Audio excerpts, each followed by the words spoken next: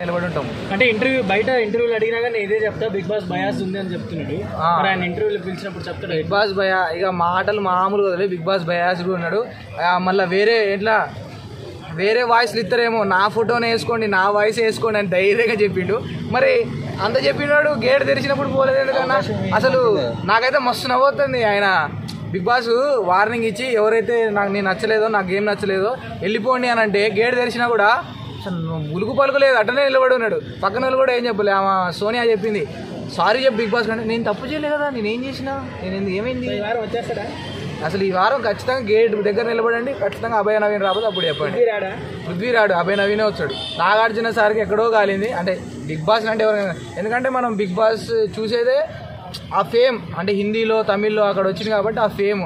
ఇప్పుడు బిగ్ బాస్ని తిట్టినా కూడా వాడిని ఉంచిందంటే రేపొద్దున అందరు తిడతారు. సో ఇక ఖచ్చితంగా అభయ